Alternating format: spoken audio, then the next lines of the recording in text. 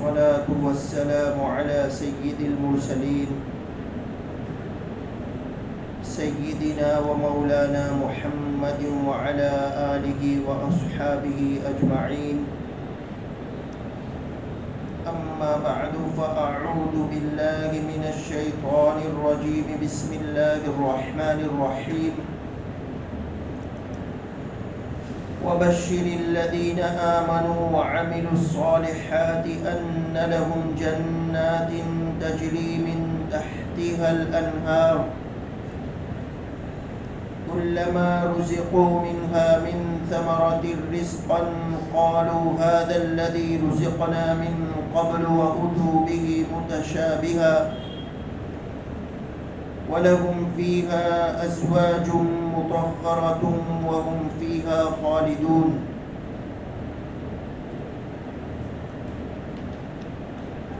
صدق اللہ العظیم. اور جو لوگ ایمان لائے ہیں اور انہوں نے نیک عمل کیے ہیں ان کو خوشخبری دے دو کہ ان کے لیے ایسے باغات تیار ہیں جن کے نیچے نہریں بہتی ہوگی. جب کبھی ان کو ان باغات میں سے کوئی پھل رزق کے طور پر دیا جائے گا تو وہ کہیں گے یہ تو وہی ہے جو ہمیں پہلے بھی دیا گیا تھا، اور انہیں وہ رزق ایسا ہی دیا جائے گا جو دیکھنے میں ملتا جلتا ہوگا، اور ان کے لیے وہاں پاکیزہ بیویاں ہوگی، اور وہ ان باغات میں ہمیشہ ہمیشہ رہیں گے.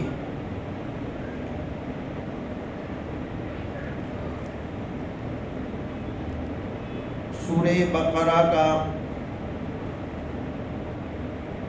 تیسرا رکوع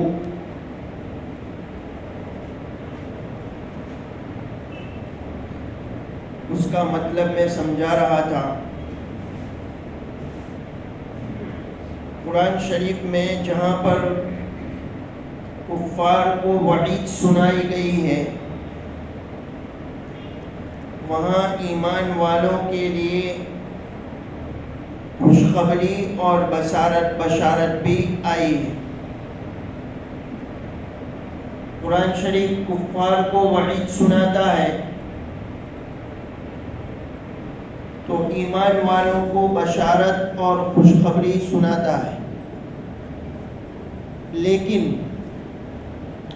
وَعَمِلُوا الصَّالِحَاتِ کی قید کے ساتھ بشارت ہوتی ہے، خوشخبری ہوتی ہے، یعنی نیک عمل کی قید کے ساتھ. جہاں جہاں بھی ایمان والوں کے لیے خوشخبری اور بشارت آئی ہے وہاں نیک عمل کی قید بھی ہے. ان الذین آمنوا وعملوا الصالحات كانت لهم جنات الفردوس نزلا الا الذین آمنوا وعملوا الصالحات فلهم اجر غیر ممنون الا الذین آمنوا وعملوا الصالحات وتواصوا بالحق وتواصوا بالصبر. جہاں جہاں ایمان والوں کے لیے خوشخبری ہے، بشارت ہے، وہاں وعملوا الصالحات کی قید ہے. لہذا جو بے عمل مسلمان ہیں ان کو چاہیے کہ وہ ہوشیار ہو جائے. جو لوگ عمل کیے بغیر جنت نشین ہونا چاہتے ہیں وہ خام خیالی میں مبتلا ہے. آج سنبھلنے کا موقع ہے، کل جب وقت نہیں رہے گا تو کفِ افسوس ملنے سے کچھ حاصل نہیں ہوگا، افسوس کرنے سے کچھ حاصل نہیں ہوگا. اس لیے ایمان کے ساتھ ساتھ اعمال صالحہ کی بھی فکر کرنی چاہیے، نیک عمل کی بھی فکر کرنی چاہیے. یہاں پر بھی وَبَشِّرِ الَّذِينَ آمَنُوا وَعَمِلُوا الصَّالِحَاتِ ہے. جو لوگ ایمان لائے اور انہوں نے نیک عمل کیے ان کو خوشخبری دے دو. جنہوں نے قرآن شریف کو اللہ کی کتاب تسلیم کیا، مان لیا کہ یہ اللہ کی کتاب ہے، اور قرآن شریف کی تعلیم پر، قرآن شریف کے احکام پر عمل بھی کیا، تو ان کو کیا ملے گا؟ اللہ پاک فرماتے ہیں ان کو ایسے باغات ملیں گے جس کے نیچے نہریں بہتی ہوگی، یعنی وہ باغات سدا بہار ہوں گے، کیونکہ اس کے نیچے نہریں بہ رہی ہے۔ دوسری بات فرمائی، ایسے پھل ملیں گے جو صورت میں تو ایک جیسے ہوں گے، شکل میں ایک جیسے ہوں گے، لیکن ذائقہ مختلف ہوگا۔ جنتی کو وقفے سے جب پھل دیے جائیں گے تو جنتی کہے گا یہ تو وہی ہے جو اس سے پہلے دیا گیا۔ شکل اور صورت میں تو ایک جیسا ہوگا، لیکن ذائقہ الگ ہوگا، مختلف ہوگا۔ تیسری بات بیان کی، پاکیزہ بیویاں ملے گی، ہر قسم کی گندگی سے پاک، ہر قسم کی گندگی سے پاک ایسی بیویاں ملے گی۔ اور چوتھی بات فرمائی، جنتی جنت میں ہمیشہ رہیں گی۔ دنیا میں کوئی نعمت ملتی ہے تو آدمی کو یہ اندیشہ رہتا ہے کہ کہیں یہ چلی نہ جائے، اس نعمت سے میں محروم نہ ہو جاؤں، یہ اندیشہ اور دھڑکا لگا رہتا ہے۔ لیکن جنتی جب جنت میں داخل ہو جائے گا تو وہ ہمیشہ رہے گا، نکالا نہیں جائے گا، محروم نہیں ہوگا، جو جنت کی نعمتیں ہیں اس سے محروم نہیں ہوگا۔ یہ ایمان والوں کے لیے اور اعمال صالحہ کرنے والوں کے لیے خوشخبری اور بشارت ہے۔ پھر سے ایک مرتبہ اس کا خلاصہ سن لیجئے، جو آیت میں نے پڑھی جس کا ترجمہ کیا، یہ سورہ بقرہ کی 25ویں آیت ہے، اس کا ترجمہ کیا، اس کا خلاصہ پھر سے سمجھ لیجئے۔ قرآن شریف کفار کو وعید سناتا ہے اور ایمان والوں کو خوشخبری اور بشارت دیتا ہے، لیکن وَعَمِلُوا الصَّالِحَاتِ کی قید کے ساتھ، اعمال صالحہ کی قید کے ساتھ۔ بہت سی جگہ پر ان الذین آمنوا جہاں آیا ہے اس کے ساتھ وَعَمِلُوا الصَّالِحَاتِ بھی آیا ہے قرآن شریف۔ لہذا جو لوگ اعمال صالحہ سے غافل ہیں ان کو ہوشیار ہو جانا چاہیے۔ آج وہ سنبھل جائے، جب وقت حج کل وقت نہیں رہے گا، موقع ہاتھ سے نکل جائے گا تو افسوس کرنے سے کچھ حاصل نہیں ہوگا۔ اس لیے ایمان کے ساتھ ساتھ اعمال صالحہ کی فکر کرنی چاہیے، نیک اعمال کی فکر کرنی چاہیے۔ قرآن شریف کو اللہ کی کتاب مانا تو احکام قرآن پر عمل بھی کرنا چاہیے۔ قرآن شریف کو جب ہم نے اللہ کی کتاب تسلیم کیا، مان لیا، تو قرآن شریف کے احکام پر عمل بھی کرنا چاہیے۔ اور جو لوگ قرآن شریف کو اللہ کی کتاب مان کر اس پر عمل کریں گے ان کو کیا ملے گا؟ اس آیت میں بیان کیا، ان کو ایسے باغات ملیں گے جو سدا بہار ہوں گے، اس کے نیچے سے نہریں بہتی ہوگی، ان کو ایسے پھل ملیں گے جو صورت میں تو ایک جیسے ہوں گے شکل میں، لیکن ذائقہ ان کا مختلف ہوگا۔ دوسری چیز بیان ہوئی۔ تیسری چیز، ان کو پاکیزہ بیویاں ملیں گی، ہر قسم کی گندگی سے پاک ہوگی۔ اور چوتھی چیز، وہ ہمیشہ ہمیں جنت میں رہیں گے، نکالے نہیں جائیں گے۔ اللہ ہم سب کو اور ہماری نسلوں کو نصیب فرمائے، ہمارے مرحومین کو بھی نصیب فرمائے۔ اب یہاں پر ایمان اور اعمال صالحہ کے متعلق کچھ باتیں عرض کرتا ہوں، امید ہے کہ ہم دل کے کانوں سے سنیں گے۔ سب سے پہلی چیز جس کا ذکر ہوا وہ ایمان. وَبَشِّرِ الَّذِينَ آمَنُوا، بشارت دے دو ان لوگوں کو جو ایمان لے آئے. وَعَمِلُوا الصَّالِحَاتِ، اور جنہوں نے نیک اعمال کیے. تو پہلے ایمان کا تذکرہ ہے، اس کے بعد اعمال صالحہ کا تذکرہ ہے. آیت میں پہلے ایمان کا تذکرہ ہے، اس کے بعد اعمال صالحہ کا تذکرہ ہے. ایمان بہت بڑی دولت اور نعمت ہے، یہ اچھی طرح سمجھ لینا چاہیے ہر مسلمان مومن مرد کو، عورت کو، غریب کو، امیر کو، شہری کو، دیہاتی کو. یہ بات اچھی طرح سمجھ لینی چاہیے اور اس کا یقین ہونا چاہیے کہ ایمان بہت بڑی دولت ہے. ایک ہے دولت اور نعمت کا ملنا، یہ بھی خوش قسمتی ہے، اور نعمت کا باقی رہنا یہ بھی خوش قسمتی ہے. ایک ہے نعمت کا ملنا، یہ بھی خوش قسمتی ہے کہ نعمت ملی اور پھر نعمت باقی رہی، نعمت اس کے ساتھ انسان دنیا سے رخصت ہوا، موت ایمان کے ساتھ آئی. یہ بھی بڑی سعادت مندی اور خوش قسمتی ہے. میں حسن بصری رحمۃ اللہ علیہ کا عمل آپ کو سناؤں، اس میں میرے اور آپ کے لیے بڑی عبرت ہے، بڑا درس ہے، بڑا سبق ہے.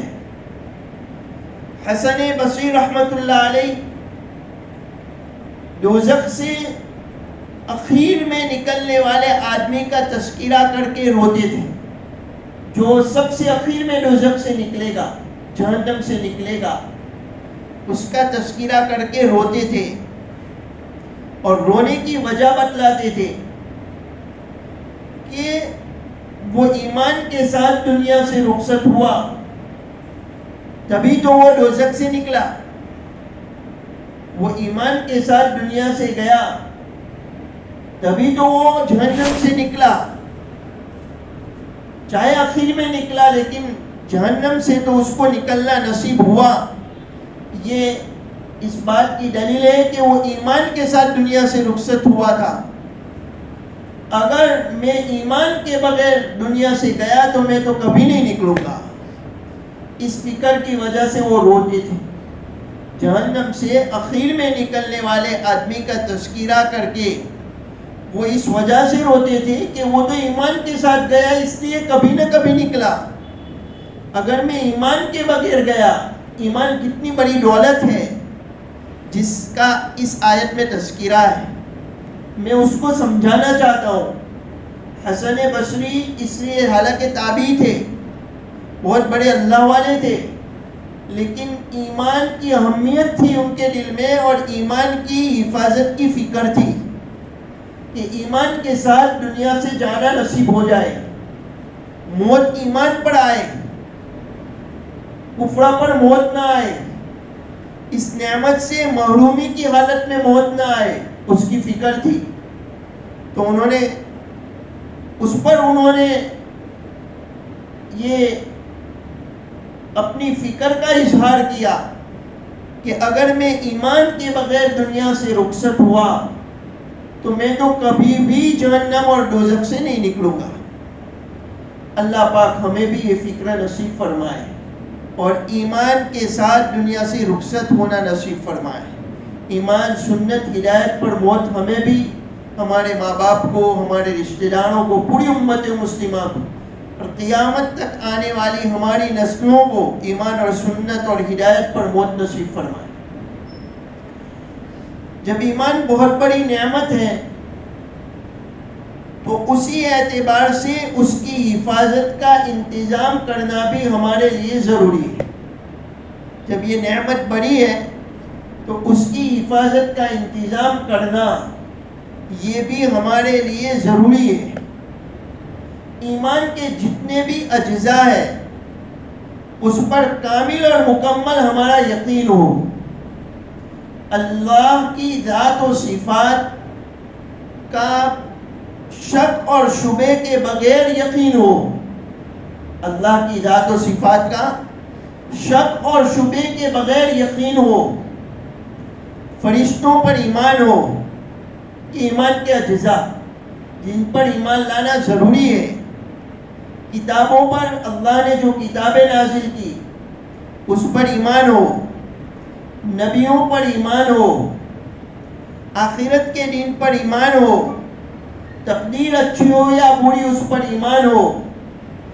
تو ایمان کے اجزاء پر کامل یقین، اور یہی بات ہم اپنی اولاد میں منتقل کرنے کی فکر کریں، اپنی اولاد کو سکھائیں کہ اللہ ہی کرتے ہیں، جو کچھ ہو رہا ہے وہ اللہ ہی کرتے ہیں.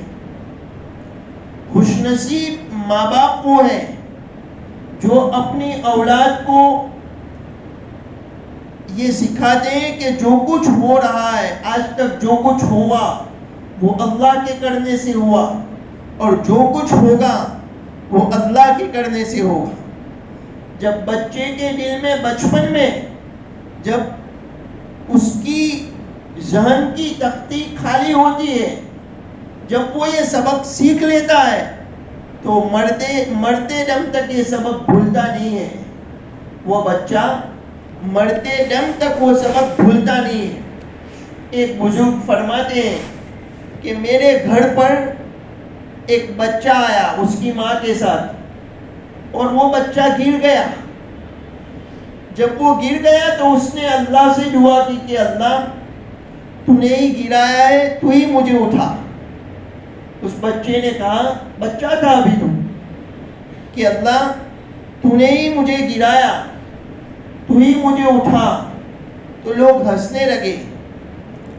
بزرگ نے کہا یہ اس کی ماں کی تربیت کا نتیجہ ہے. اس کی ماں نے یہ اس کو سبق سکھایا ہے کہ گرانا اٹھانا یہ اللہ کا کام ہے، کرنے والی ذات سب کچھ اللہ کے قبضے میں. یہ سبق سکھایا ہے، یہ اس کا نتیجہ ہے کہ بچہ ابھی تو بچہ ہے، لیکن گرتے ہی اس نے کسی انسان کو نہیں کہا بلکہ خالق سے دعا کی کہ اللہ آپ ہی نے مجھے گرایا ہے، آپ ہی مجھے اٹھا دیجیے. ایک بزرگ فرماتے ہیں کہ ہمارے بچپن میں جب لائٹ اور بجلی غائب ہوتی تھی، چلی جاتی تھی، تو ہماری مائیں یہ سکھاتی تھی کہ انا للہ و انا الیہ راجعون پڑھو، اور اللہ سے دعا کرو کہ اللہ یہ بجلی بھیج دیجیے. تو ایمان پر ثابت قدم ہمیں بھی رہنا ہے، اور اپنی اولاد بھی ایمان پر ثابت قدم رہے، اس کی فکر کرنی چاہیے. بڑی دولت ملی ہے. یہ جو بشارتیں ہیں وہ ایمان والوں کے لیے اور اعمال صالحہ کرنے والوں کے لیے. ایک بزرگ فرماتے ہیں کہ ہم جب بچپن میں اپنی ماں سے درخواست کرتے تھے کہ کوئی کہانی سنا دیجیے، کوئی قصہ سنا دیجیے، تو ہماری والدہ حضرت ابراہیم علی نبینا وعلیہ الصلوۃ والسلام کا قصہ سناتی تھی، حضرت یوسف علی نبینا وعلیہ الصلوۃ والسلام کا قصہ سناتی تھی، حضرت موسیٰ علی نبینا وعلیہ الصلوۃ والسلام کا قصہ سناتی تھی. یہ تربیت ہے. وہ فرماتے ہیں کہ ہم کو وہ قصے بچپن میں ہی یاد ہو گئے، بعد میں کتابوں میں پڑھے، کتابوں میں تو بعد میں پڑھے، بچپن میں ہی وہ قصے یاد ہو گئے جو قصے قرآن میں آئے ہیں، جس کا تذکرہ قرآن میں وہ بچپن میں ہی یاد ہو گئے. یہ تربیت کا نتیجہ ہے. خلاصہ یہ ہے کہ ایمان بڑی دولت ہے. اللہ نے بڑی نعمت مجھے اور آپ کو عطا فرمائی ہے. ہمیں فکر کرنی چاہیے کہ اس کی حفاظت ہو جائے، ہم بھی ایمان کے ساتھ دنیا سے رخصت ہو اور ہماری نسلیں بھی ایمان کے ساتھ رخصت ہو، اس کی فکر کرنی چاہیے. دوسری بات یہ ہے ایمان کے سلسلے میں، اعمال صالحہ کے متعلق میں بعد میں عرض کروں گا، آج وقت کم ہے. ایمان کے متعلق سن لیجیے، چونکہ سارے یہ وعدے اور بشارتیں ایمان والے اور نیک عمل کرنے والوں کے لیے ہیں. جہاں جہاں جنت کا تذکرہ ہے اور جہاں جہاں جنت کی نعمتوں کا تذکرہ ہے، وہ وعدے اور بشارتیں ایمان والوں کے لیے ہیں، اعمال صالحہ کرنے والوں کے لیے. جب اتنی بڑی نعمت ملی ہے تو اس کی حفاظت ہو، صحیح معنی میں ہم مومن بنے، اس کی فکر بھی کرنی چاہیے، اس پر ثابت قدمی نصیب ہو. اور ایمان کے ساتھ جانا نصیب ہو، سب سے زیادہ فکر یہ کرنی چاہیے. ہمارا حال یہ ہے کہ دوسری فکریں جو 60 سال 70 سال رہنے کا ہے اس دنیا میں، اس کی فکریں ہمارے دل و دماغ پر مسلط ہے، سوار ہے، غالب ہے. اور جو فکر کرنی چاہیے اس سے غافل ہے ہم. ایمان پر موت آئے، سنت پر موت آئے، ہدایت پر موت آئے، یہ فکر تو سب سے زیادہ ہو، اس فکر سے غافل ہے. اور جو 60 سال 70 سال کی زندگی ہے، اس کی فکریں ہمارے دل و دماغ پر مسلط ہے. تو ہمیں اپنے آپ کی اصلاح کی فکر کرنی چاہیے. حلال روزی کمانا، حلال کھانا کھانا، بچوں کے بیوی کے حقوق ادا کرنا، یہ منع نہیں ہے، انسان کر سکتا ہے، مسلمان کے لیے اس کی اجازت ہے.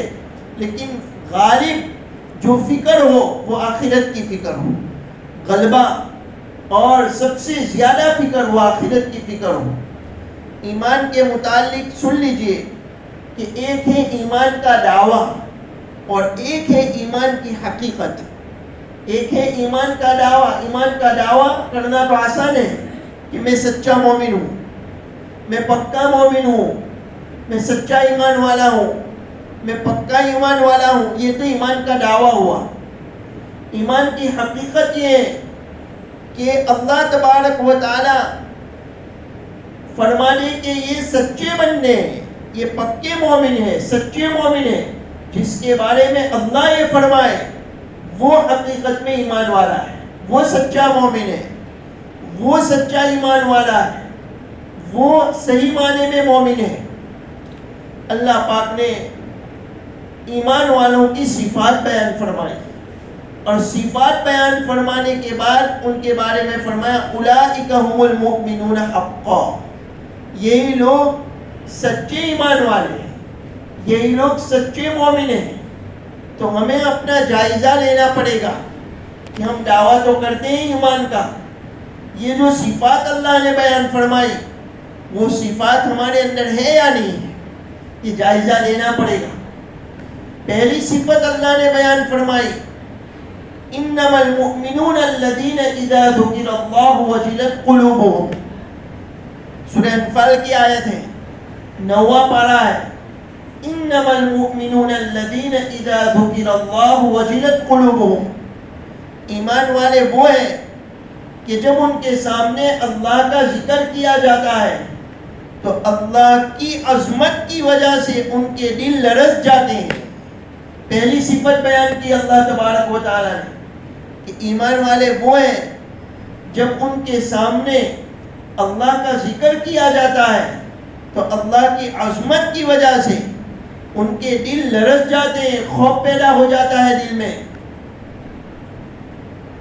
گناہ کا ارادہ ہے اور کوئی آدمی کہہ دے کہ اللہ سے ڈر، یہ کام مت کر، تو وہ ڈر جائے اور وہ گناہ کی جرات نہ کرے. یہ ایمان والے کی صفت ہے. اگر گناہ کا ارادہ کرے اور کوئی دوسرا بھائی کہہ دے کہ اللہ سے ڈر اور یہ حرکت مت کر، تو اللہ کے ڈر سے وہ گناہ کی جرات نہ کرے. یہ پہلی صفت بیان کی اذا ذکر اللہ وجلت قلوبهم. جب اللہ کا ذکر ان کے سامنے کیا جاتا ہے تو ان کے دل میں خوف پیدا ہو جاتا ہے، لرز جاتے ہیں. وَإِذَا تُلِيَتْ عَلَيْهِمْ آيَاتُهُ زَادَتْهُمْ إِيمَانًا.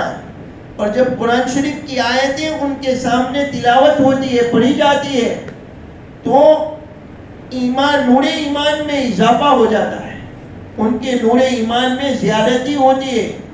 قرآن شریف کی آیتیں سن کر ایمانی کیفیات سے ان کے دل معمور ہو جاتے ہیں. یہ دوسری صفت. وَإِذَا تُلِيَتْ عَلَيْهِمْ آيَاتُهُ زَادَتْهُمْ إِيمَانًا وَعَلَىٰ رَبِّهِمْ يَتَوَكَّلُونَ. تیسری صفت، وہ اپنے رب پر توکل اور بھروسہ کرتے ہیں. اسباب اختیار کرتے ہیں لیکن اسباب پر بھروسہ نہیں کرتے، رب پر بھروسہ کرتے ہیں. ان تینوں صفات کا تعلق دل سے ہے. یہ دل کی صفات ہے، یہ تینوں صفات دل کی صفات ہے. اور دل یہ جسم کا بادشاہ ہے. دل جو آرڈر کرتا ہے، اعضاء اس کے مطابق حرکت کرتے ہیں. دل آرڈر کرتا ہے تو اعضاء حرکت کرتے ہیں، اور دل آرڈر نہ کرے تو اعضاء ڈھیلے پڑ جاتے ہیں، اعضاء حرکت نہیں کرتے. مثلا کوئی آدمی بلانے آیا کہ میرے ساتھ چل، وہ آدمی کہتا ہے میں نہیں آ سکتا. وہ پوچھتا ہے کہ کوئی مشغولی ہے؟ کہا کوئی مشغولی نہیں. بیمار ہے؟ بیمار بھی نہیں. چلنے سے معذور ہے؟ معذور بھی نہیں. تو پھر کیوں منع کر رہا ہے؟ کہا میرا دل نہیں چاہتا ہے. تو دل یہ بادشاہ ہے، دل آرڈر کرتا ہے تو اعضاء حرکت کرتے ہیں، اور دل آرڈر نہ کرے تو اعضاء حرکت نہیں کرتے. روایت ہے بخاری شریف میں، الا ان فی الجسد مضغہ، کان کھول کر سن لو، جسم میں ایک لوتھڑا ہے. اذا صلحت صلح الجسد کلہ، جب وہ درست ہو جاتا ہے تو پورا جسم درست ہو جاتا ہے، اور جب وہ بگڑ جاتا ہے تو پورا جسم بگڑ جاتا ہے. وہ دل ہے، قلب ہے. دل پہلے خراب ہوتا ہے، پھر آنکھیں خراب ہوتی ہے. دل پہلے خراب ہوتا ہے، پھر زبان خراب ہوتی ہے. پہلے دل خراب ہوتا ہے، پھر کان خراب ہوتے ہیں. پہلے دل خراب ہوتا ہے، پھر ہاتھ اور پیر خراب ہوتے ہیں. پہلے دل خراب ہوتا ہے، پھر شرمگاہ خراب ہوتی ہے. اس لیے یہ 3 صفات ایمان والوں کی رب العالمین نے بیان کی. وہ دل کی صفات ہے، اس کا تعلق قلب سے ہے کہ جب اللہ کا ذکر کیا جائے تو دل میں خوف پیدا ہو جائے. گناہ کا ارادہ تھا، کسی نے کہا اللہ سے ڈر، تو وہ اللہ کے ڈر کی وجہ سے، خوف کی وجہ سے، خشیت کی وجہ سے وہ گناہ کی جرات نہ کرے. اور جب قرآن شریف پڑھا جائے تو نور ایمان میں اضافہ ہو جائے. دوسری صفت. اور تیسری صفت، وہ اپنے رب پر توکل کرنے والے ہو، بھروسہ کرنے والے ہو. آگے 2 صفتیں بیان کی، اس کا تعلق ظاہری اعمال سے ہے. آگے صفات بیان کی، وَعَلَىٰ رَبِّهِمْ يَتَوَكَّلُونَ الَّذِينَ يُقِيمُونَ الصَّلَاةَ وَمِمَّا رَزَقْنَاهُمْ يُنْفِقُونَ. یہ 2 صفت کا تعلق ظاہری اعمال سے ہے، اقامت صلاۃ اور انفاق یعنی مال خرچ کرنا، نماز کو قائم کرنا، آداب کے ساتھ، سنن کے ساتھ، جماعت کے ساتھ، وقت پر پابندی کے ساتھ نماز پڑھنا، یہ ہے اقامت صلاح. اور اللہ نے جو کچھ دیا ہے اس میں سے خرچ کرے انسان. ان 2 صفات کا تعلق ظاہری اعمال سے ہے. یہ 5 صفات جس میں پائی جائے گی اس کے متعلق اللہ پاک فرماتے ہیں اولئک هم المؤمنون حقا، یہ سچے مومن ہیں. اللہ پاک فرماتے ہیں یہ سچے مومن ہیں. تو ایک ہے ایمان کا دعویٰ اور ایک ہے ایمان کی حقیقت. ایمان کا دعویٰ کرنا تو آسان ہے، لیکن جن بندوں کے بارے میں اللہ نے فرمایا کہ یہ سچے مومن ہیں، ان بندوں میں شامل ہونے کی فکر کرنی چاہیے. وہ صفات ہمیں اپنانی چاہیے، وہ صفات ہمارے اندر آئے، اس کی فکر کرنی چاہیے. 5 صفات بیان فرمائی. پھر سے میں وہ عرض کروں، ایک تو اللہ کا جب ذکر کیا جائے تو اس کا دل لرز جائے، وہ گناہ کا ارادہ کرے، اور کوئی دوسرا بھائی کہے کہ اللہ سے ڈر تو وہ گناہ کی جرات نہ کرے، ایسا خوف پیدا ہو جائے. دوسری صفت، جب قرآن شریف کی تلاوت ہو تو نور ایمان میں اضافہ ہو جائے. تیسری صفت، وہ اللہ پر توکل کرنے والا ہو. یہ تینوں صفات کا تعلق قلب سے ہے. دوسری 2 صفت بیان کی جس کا تعلق ظاہری اعمال سے ہے کہ نماز قائم کرنے والا ہو، سنن آداب کی رعایت کے ساتھ، اہتمام کے ساتھ، پابندی کے ساتھ وقت پر نماز پڑھے جماعت کے ساتھ، یہ اقامت صلاح. اور اللہ نے جو کچھ دیا ہے اس میں سے خرچ کرے. روایت ہے ترمذی شریف کی کہ آدمی جب صدقہ کرتا ہے تو صدقہ کرنے سے اس کے مال میں کمی نہیں ہوتی ہے. ما نقص مال عبد من صدقہ، کہ صدقے کی وجہ سے انسان کے بندے کے مال میں کوئی کمی نہیں ہوتی ہے. یہ 5 صفات جس میں وہ سچا مومن ہے. تو سچا مومن بننے کی ہم فکر کریں. ایمان بڑی دولت ہے، نعمت ہے. صحیح معنی میں مومن بننے کی ہم فکر کریں. آگے اعمال صالحہ کا تذکرہ ہے، اس کے متعلق میں آئندہ عرض کروں گا. اللہ تبارک و تعالی مجھے اور آپ کو صحیح معنی میں مومن بننے کی توفیق عطا فرمائے. ہمیں اور ہماری نسلوں کو اللہ جو سچی اور پکے مومن کی صفات اللہ نے بیان کی ہیں وہ صفات سے اللہ ہمیں اور ہماری نسلوں کو مالا مال فرمائے. انہی صفات کے ساتھ ہمیں زندہ رکھے اور انہی صفات کے ساتھ ہمیں اللہ پاک دنیا سے رخصت ہونا نصیب فرمائے. سبحان اللہ و بحمدہ سبحانک اللہم و بحمدک ونشہد ان لا الہ الا انت نستغفرک و نتوب الیک.